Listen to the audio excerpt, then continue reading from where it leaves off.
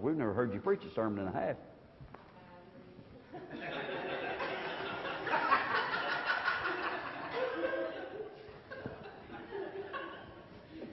Ain't you got snacks to get ready or something?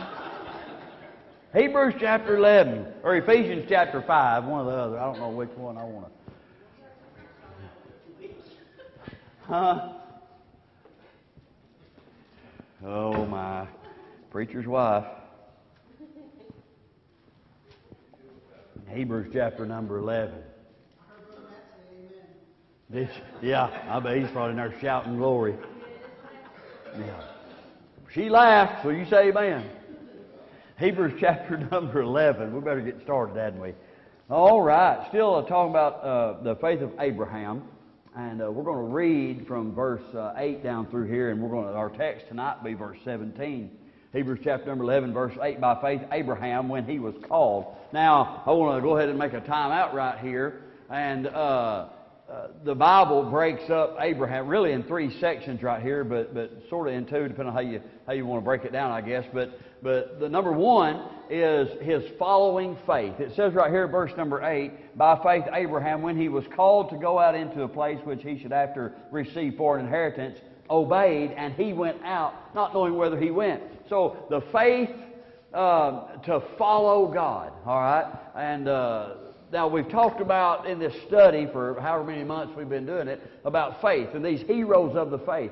Heroes of the faith, that's the terminology that we have put on it. But it says here that this faith, verse number 2, for by it the elders obtained a good report, okay? And so, heroes of the faith is what we call. What makes a hero? What it takes to be a hero of the faith? And Abraham is a very good example. And for the things he done.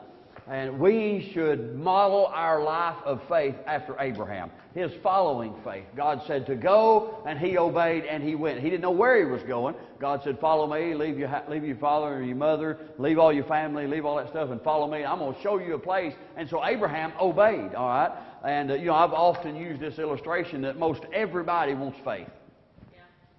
I mean, if you're saved, you want more faith. If you're saved and you know God, you want to be a better Christian. You want to live closer to God. Or you're just so, if not, you're so wrapped up in the world, you're in a mess. But there ought to be something inside of every saved person that wants to have more faith, wants to live closer to God and do those kind of things. And Abraham is a great example of that faith. And I often use this illustration that everybody wants the faith of Abraham when he's got the knife held and he's got Isaac, his only son, stretched out there. Everybody wants the faith of David when he's fighting Goliath.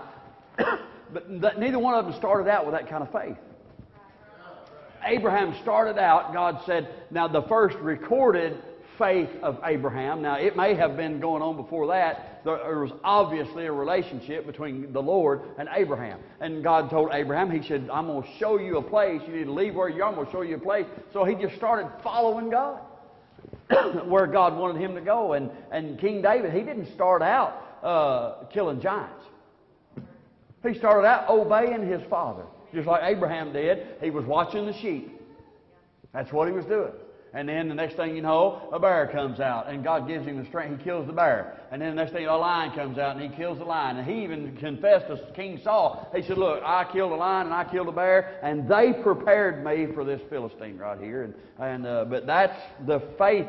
Starts with a little. It's a seed of faith. The Bible calls it a measure of faith. God has given every man a measure of faith, and it's up to us to cultivate that faith. God is not, according to the Scripture. Now, God may do this. I'm not trying to handcuff God. God can do what God wants to do, right? As long as it's right and not wrong. But if we see in the Bible, God does not just walk up to a person and pour out great faith upon them. God gives them a little faith. God gives us the faith. God puts that in us. Every man, the Bible said, God gives every man a measure of faith. A little bit. God gives every child has faith. The Bible talks about, unless you be converted as a little child. Childlike faith, we call it. It's up to us to cultivate that faith, to exercise that faith, to cause that faith to grow. There's something that you and I have to do. We have to believe God. We have to put God to the test. We have to exercise our faith. And that's what Abraham done. And so let's read on here. By faith he sojourned in the land of promise, as in a strange country, dwelling in tabernacles with Isaac and Jacob, the heirs with him of the same promise. For he looked for a city which hath foundations, whose builder and maker is God. Through faith also Sarah, Abraham's wife, received strength to conceive seed, and was delivered of a child when she was past age, because she judged him faithful who had promised. Therefore sprang there even of one, and him as good as dead, so many as the stars of the sky in multitude, and as the sands which is by the seashore innumerable. These all died in faith, not having received the promises, but having seen them afar off, and were persuaded of them, and embraced them, and confessed that they were strangers and pilgrims on the earth. For they that say such things declare plainly that they seek a country. And truly, if they had been mindful of that country from whence they came out, they might have had opportunity to have returned. But now they desire a better country. That's what you and I, that is, an heavenly. Wherefore God is not ashamed to be called their God, for He hath prepared for them a city. Now verse 17, by faith Abraham, when he was tried, offered up Isaac, and he that had received the promises offered up his only begotten son. Now, that is a son of faith, okay? Now, we know Ishmael was the son of the flesh, right? And Isaac was the son of faith, okay? And so, Ishmael was the firstborn. Remember the doctrine of the secondborn, okay? The first birth is not any good. It's fleshly. This first birth, I was born November 24th, 1970. The son of Charles and Linda Randolph, no good. But the second birth, the birth of faith, when Jesus told Nicodemus, you must be born again, okay? And born spiritually, born by faith. And that's what Isaac was a type of, our Christian life, born by faith, born again, okay? Now, this second faith was follow-through faith. The first faith we talk about was the following faith, where he followed God. The second faith was a follow-through faith. It was a faith that could be tried. It was a faith that could be tested. And nothing is more remarkable than the offering of Isaac upon the altar. Now, you and I, we talk about great faith with people that we've seen and people that we know, but you'll never find anyone in or out of the Scripture with greater faith than a man having through faith received the child. Abraham was too old to have a baby. Him and Sarah both too old to have a baby. The Bible talks about Sarah as one that's good as dead in the womb. Too old. Abraham, too old by human standards. Too old naturally. And so, having received this promise of this child, and then having received not just the promise, but having received the child, and then being willing to take this child. Now, they say by all accounts, Isaac was about 20 years old when this happened. But took this child that he had received by faith, and taking this child and putting it upon an altar and raising a knife and being willing to sacrifice that child. There is not a greater faith in or out of the Scripture. You'll not find it by human. You'll not find it. What great faith. Rightly so, the majority, there's more said about Abraham in this faith chapter than anybody else. Abraham, not only Abraham, but his family. Talk about Sarah, his wife. Talk about his children, and in his children's children, and on down. I said it before, I'll say it again. When God got Abraham, God found a faithful family. You know, when God got Charles Randolph, God found a faithful family. I don't know at what point in my mom and daddy's life that they decided to raise their family in church, but thank the God of heaven that they did. Amen. I'm thankful for it. What did God get when He got your family? I hope He found a faithful family, somebody He could do something with. That's what He found in Abraham. There's a good message in that, man. Amen. Good devotion in that. What God found in Abraham, or what God found in David, or what God found in Ruth, or what God found in Isaac, or what God. Amen. That sounds like a good series or something, don't it? All right, Tiff, write all these sermon ideas down. But nothing is more remarkable than that. I look at that, having children, I look at that and I think, I couldn't do that to your child.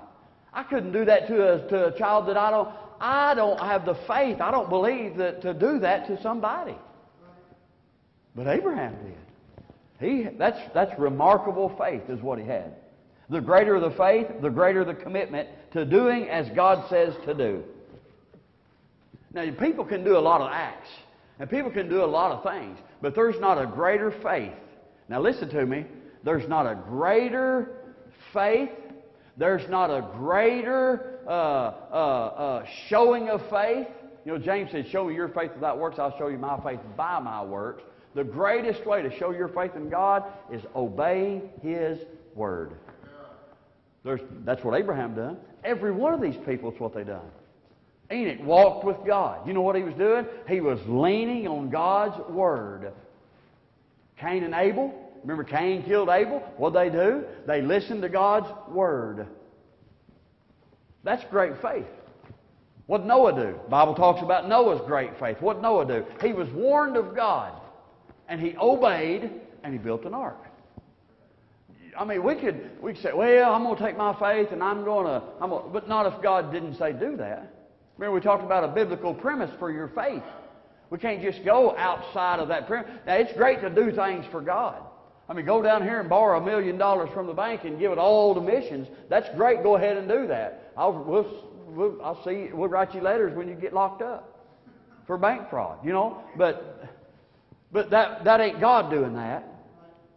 There's no greater showing of faith, no greater exercising of faith than obedience to God's Word. Now, people can pop their gums, and they can talk, and they can do all this kind of stuff, and attempt great things and do all this kind of stuff. But if it's not obedience to God's Word, it's not faith. It's a show. And there's a lot of that in the world, religious shows, right? That's you and I. We base that off. I seen today there was this church, and that's what was on the sign anyway. And they was painting the rainbow colors on the steps. And this journalist come up and he said, "What are y'all doing?" And this woman, she said, "Well, this woman pastor," and she said, "We're painting the rainbow colors on the steps." And they're like, "Well, why are you doing that?" And they said, "Well, we want everybody to know that this is all inclusive, that we are like God. We're all about love."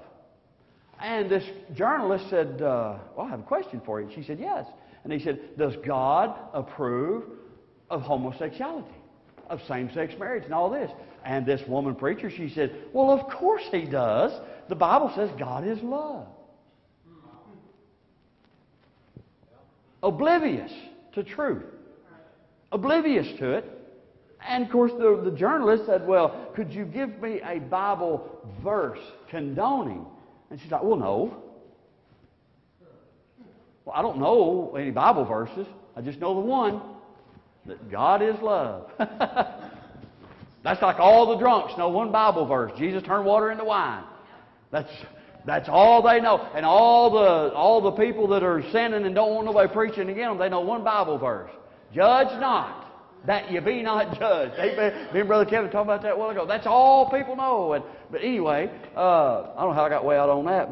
But the greater the faith, the greater the commitment to doing as God says to do.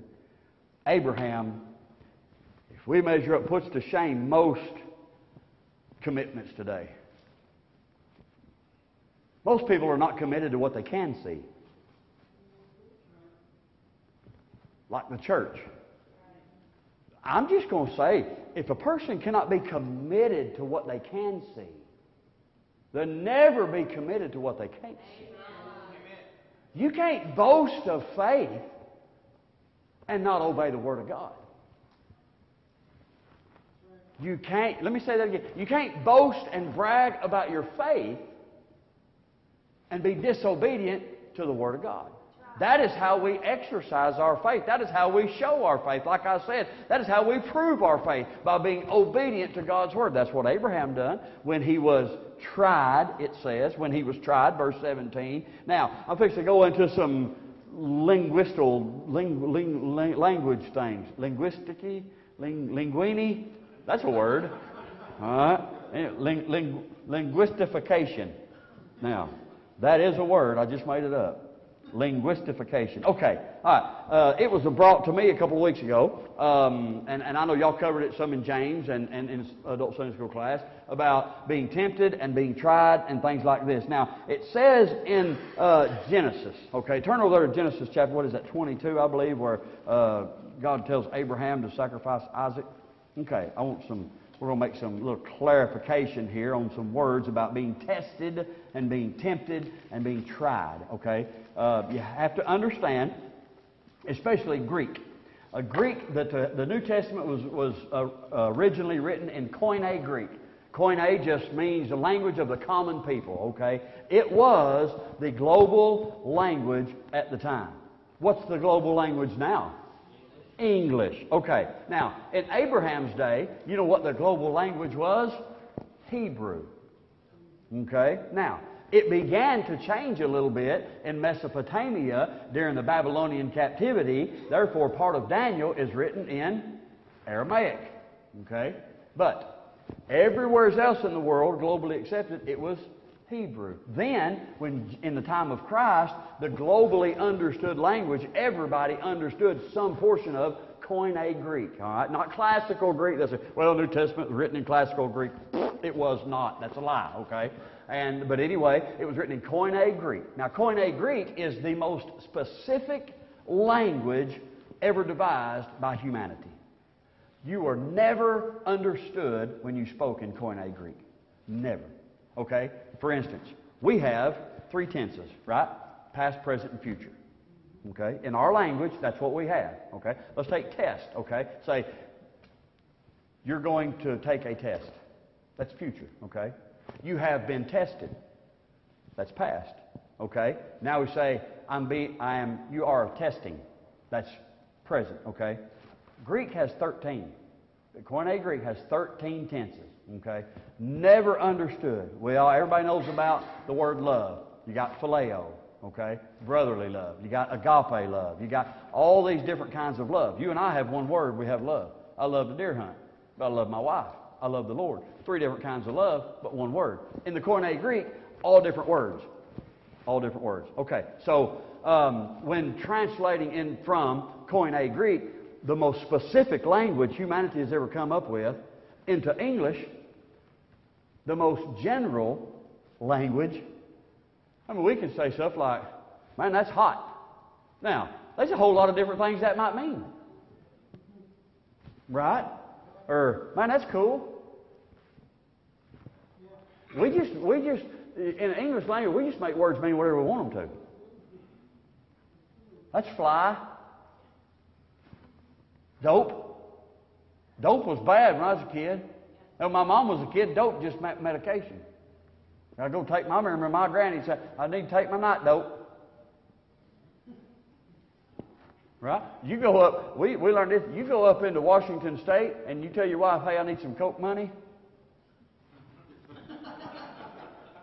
Everybody in church look at you funny. Okay?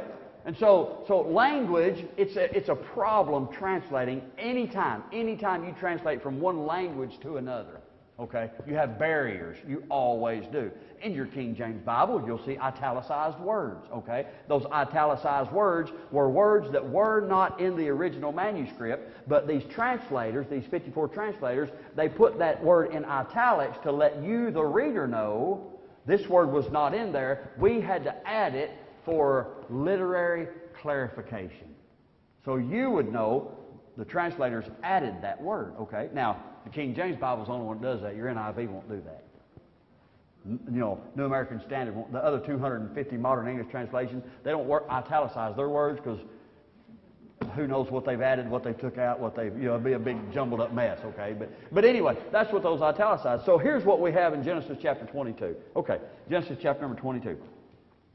It says right here, and it came to pass, verse 1, after these things, that God did tempt Abraham, and said unto him, Abraham, and he said, Behold, here I am. Okay? And he said, Now take thy son, thine only son Isaac, whom thou lovest, get thee to Mount Moriah, and offer him up for a burnt offering upon one of the mountains which I will tell thee of. Now, notice what that says.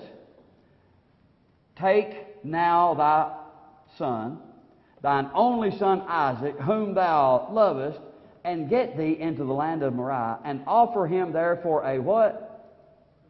Burnt offering upon one of the mountains which I shall tell thee of. Do you know that he was supposed to offer him as a burnt offering? So did you know that he had his knife out and was going to kill him first? Mercy. He's the father. Isaac is a picture of the son. That's mercy is what that is. If you don't kill somebody before you burn them, you're horrible. So, mercy. Anyway, okay, so we have here the word tempt, that God tempted Abraham. Go to James chapter number 1. I was asked this a few weeks ago, and I'm glad we're getting to cover it now for some clarification purposes. James chapter number 1 says this, verse 13.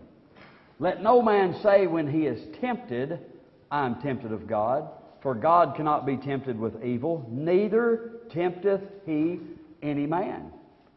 Well, what about Genesis chapter number 22, verse 1 and 2? That God tempted Abraham. Okay, now the word you and I have for tempted could mean a lot of different things. It could mean tempted, which tempted in our language means to entice to do evil. The devil tempted me. He enticed me. She tempted me. He tempted me. I was tempted. I was enticed to do evil. Okay? Now, the same word, tempted, can also mean to test. To test. Like to prove. Okay? Or it could mean tried. Abraham, in Hebrews chapter 11, verse 17, it says, when he was tried. Okay, now, this word, and you know, I'm an English guy. I'm an American. I speak and I write and I read somewhat English. Okay? Now, but sometimes we need a little clarification. So, this word in Genesis chapter number 22 and verse number 1, where God tempted Abraham, was the word, and it's spelled N-A-C-A-H, and it means to test or to prove. It's a Hebrew word that means to test or to prove. That word, when God tempted Abraham, He did not use the word to entice to do evil. He used the Hebrew word to test or to prove. Okay? So, Abraham was tested. His faith was tested a lot, just like yours and ours is. Okay. All right. Now, but Abraham, it says he was tried. That tried could be translated tempted or tested. Either way, that word tried could be translated to entice to do evil or to prove or to, tested or tried. Okay, so here's what we have. In James chapter number 1, well now here in Hebrews chapter number 11, his testing, he's tried, that is to test, right? We understand that. All right, James chapter number 1, verse 13 and 14. The word tempted, that when a man is tempted, don't say he's tempted of God. That tempted right there, that word is this. It's spelled P-E-R in the Greek, P-E-I-R-A-Z-O. Means to entice. Okay? James 1:13. Let no man say when I'm tempted of God, that I'm enticed. God does not entice a person to do evil. Okay? But then, where it says that God cannot be tempted by evil, that's a whole different word. And the best I can find, that word is used one time in your King James Bible. And that word, God cannot be tempted with evil, that word literally means untemptable. God's not even temptable. See, whenever you're talking about being enticed to do evil, the word that we use for us to be enticed to do evil can't even apply to God. So it has to be a completely different word to say neither can God be tempted with evil, because you can't even use obviously God can't even be enticed, and so the Bible had to use a whole different word. God had to use a whole different word that means not only can He not be enticed, that God is untemptable. It's impossible for God to be enticed or tempted to sin or to do evil. I just thought that was amazing. Okay, so all right, and so God does not entice a person to do evil. But God will tempt or test. God does not tempt to entice to do evil. But God will tempt, as in test, a man or woman. God will test our faith. A faith that can't be tested is no faith at all. Now, why do you get tested? Think about school or a driver's license. Or work, some factories will test you once in a while. If you want to advance, you take tests. You do stuff. Why test a person? Now understand, now we're talking about test, and we're talking about faith. When you're a school teacher, I mean, we've got several school teachers in here. They're not all in here, but we've got two sitting over here. We've got one here. We've got one over here. We've got school teachers, okay? So when school teacher, now I know what the student thinks, but the students they're dumb sometimes. Sometimes, the older they get, the dumber they are, okay? But the purpose of testing is not to destroy the student. Now, the student may think, so they're trying to ruin my life, just all these tests. No. It's so the teacher, the principal, and the school board, and the state education department can know where you are on a subject. That's the purpose of testing. Testing is not to destroy the student. Right? I mean, it's not. So when God tests us, it's never with the intent to destroy us. It's to find out where we are on a subject. God tested Abraham oftentimes. Okay? Now I want you to notice, faith will be tested. Mark it down. You might as well concede to it. Your faith will be, God will test your faith. If you're saved, God will test your faith. God will allow you to be tempted. God's not going to build a hedge of protection around you to keep the devil back, that you will never be tempted. God will not build a hedge around you that you will never be enticed to do evil. It's just not how it works. That would be nice. But that's just not how it works. Because faith is to be tested. So you will know, and so God will know where you are on the subject. Okay? Abraham was tested often and greatly. When God had him leave his home, he was tested, and he passed. During the famine, he was tested, and he passed. With his family, he was tested, and he passed. His integrity was tested after the great slaughter at Kedorlaomer, or however you say that, and he come back, and the king of Sodom wanted to pay Abraham, and Abraham said, no, I don't need money from Sodom for doing the right thing. I like that. Basically, he said, I don't need, because there ain't no way I want anybody to say that you made me rich. So he passed the integrity. But Abraham didn't pass every test. He didn't pass the lie test. He failed his lie detector test. When he went down to Egypt and he told them down there, he said, no, she's not my wife, she's my sister. That's a lie, because he was scared. He failed the test. And he took Hagar. God done told him, said, y'all going to have a baby. Testing his faith. They couldn't wait. His wife come in, Sarah, she said, hey, God said we're going to have a baby. Use Hagar. Failed the test again. Now let me ask you. He's failed two pretty good tests that we know of. Did that destroy him? No. It didn't kill him. God didn't wash his hands of him. And as far as I'm concerned, those are pretty big tests to fail. Oh, and you lying about your sister or about your wife, and she's your sister. Now, I mean, some cases, cousin, But he just flat out lied. And then, his lack of faith, he failed the Hagar test.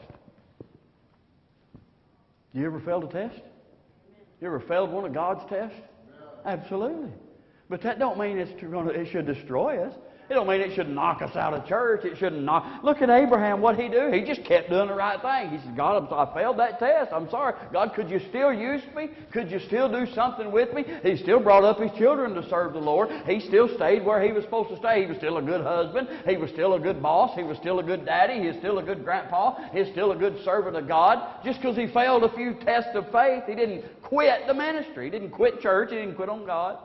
But boy, today, one failure.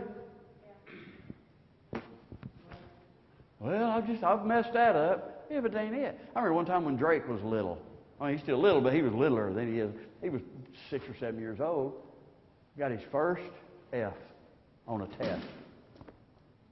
And they was at our house that weekend. Me and him were laying there in the bed watching TV before we went to sleep one night. And I mentioned it to him. Of course, he started crying. It upset him that I knew. And I said, look, it ain't the end of the world. You don't fail a test if you get an F. You fail the test if you quit. That's when you fail. You got to try again. I'm not going to ask how many people failed their first driving test, or failed their first written exam on a test, or failed their first CDL test, or something like that. But guess what? They didn't quit. Even the fourth or fifth time, they kept going back and taking that driving test. Amen. He didn't pass them all. A test is designed to see where you are on a subject. It's not to destroy you. A test will direct you. It'll tell you where you're lacking, won't it? A test should drive you to do better. Some people fail a test and they quit, and some people fail a test. It's a show of character. They fail a test, they're going to do better. That devil, you got me that time, devil, but you ain't getting me there next time. Now, you may get me, but you ain't getting me there. Nuh-uh. You ain't doing that. No more. I ain't failing that test ever again. And it will, listen to this, it ain't all moonlight and it will discourage you when you fail a test. It will discourage you. I mean, just imagine you're trying to make good grades in school. You're want to be, you got maybe valedictorian, maybe you got salutatorian, maybe you want to go to college and you want to get all this stuff, and your parents expect you to make good grades. You're smart, you're intelligent, you're doing all the right things, and then all of a sudden, boom, you miserably fail a test. You fail, but you don't quit. You don't quit school. I mean, how preposterous would it to be for your child to come home and say, I know I've got 10 years invested in school. Just a couple more years I'll be done, but I failed a test and I quit. I quit. You'd say, look, you don't quit over one fail. You'd say, look, there's lots of tests. This probably ain't going to be the last test you ever fail. Especially if you go to college. There's tests. This is just one test in a whole bunch. Well, think about your life with God. Failing a test. It might be the SATs. It might be the big test, and you failed it. But how silly would it be for you to come to the pastor and say, preacher, I failed, so I guess I'll quit. And the preacher will say, no, wait a minute. There's lots of tests. You've been taking test on faith for the last 12, 13 years of Highway Baptist Church. God's been testing you. You've been passing all these tests. You've done good. And now you got up here and you failed one. Yeah, but everybody knows. Well, the only reason, look at what all they failed. But you don't quit.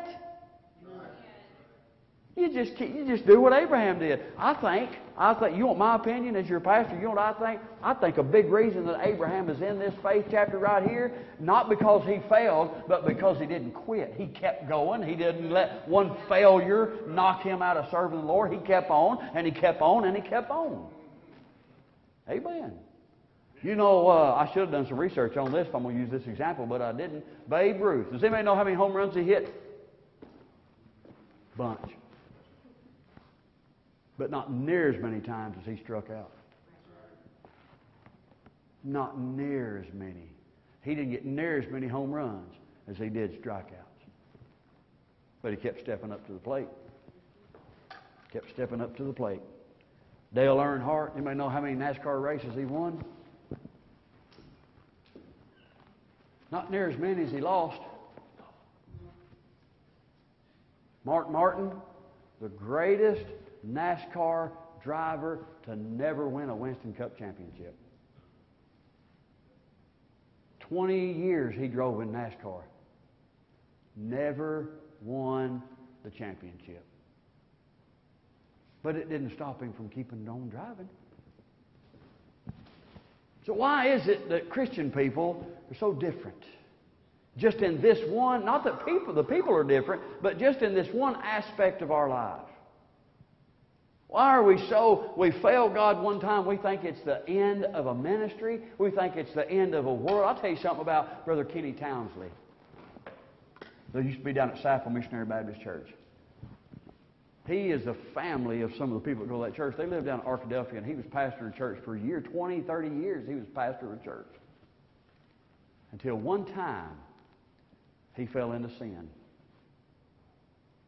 And he run off with a woman named Judy from their church. and had an affair with her and left his wife, and we know the wife, we know the kids, we know their grandkids. Huh? Yeah, Tidwell. Yeah, what did I say? Townsley, didn't I? No, that's my cousin's husband. Anyway, it don't matter to you. The name don't matter to y'all. But anyway, him and Sister Judy, they, for 7, 8 years, they wouldn't even go to church. He wouldn't pastor. Nothing. But they moved back home to Saffel, down there where Tiffany and I grew up. They got things right with God. Brother Kenny began to be our adult Sunday school teacher. And I don't know how many lives he helped. I don't know how many he helped. But he could have let that, and it's public knowledge. Everybody knew. His widow still goes to church down there. And I remember when he got that cancer, and then he beat the cancer, and it come back, stomach cancer. We was there one day, me and Brother Kurt Howard was there one day, and we said, well, brother, he said, what are you going to do now that you got cancer again? And this is where I got this statement I said all the time. He said, God can't bless nothing. He said, I'm taking the treatments. I got to give God something to bless, but He can't bless nothing. Amen. And what a great man he turned out to be. But he could have just quit and never went back because he felt disqualified to pastor. But he could still do something. He could still do something. Thank God for him. Amen. Failure is a great teacher. Failure is a great teacher. Boxers, you don't learn, when you're boxing, you don't learn more when you hit that guy. You learn more when he hits you. That's when failure is a great teacher. Well, that didn't work. I remember one time we had a tree limb hanging down. I'm going to tell this on myself. I was a lot younger back then. She's already giggling over there. I don't know, we was young, girls was little. And we had a four-wheeler. And ice storm came. And one of our tree limbs in our tree in our yard was on the ground, but it was still connected to the tree. Great old big tree. And I thought, you know what I'll do? We'd have nothing. We'd just starting out. I didn't have a chainsaw. I didn't have all that kind of stuff. But we had a four-wheeler. I mean, priorities, right? And so I took that four-wheeler and I thought, I'm going to run this four-wheeler up on that tree limb and it's going to break off. It don't work that way. I run that four-wheeler up on it and that thing went down and shoom, over that four-wheeler on top of me we went, and they was just out there giggling. They just thought it was the funniest thing. But you know what? I learned something that day. Don't do stupid stuff in front of your wife. That worked out a lot better in my mind than it did. But failure's a great teacher. You don't learn near as much from your successes as you do your failures. Matter of fact, Jessica can probably spell school. Was it you or Keisha? In the spelling bee. Keisha, wasn't it? In the spelling bee when she was little, that misspelled school. And I mean, never forgot how to spell it.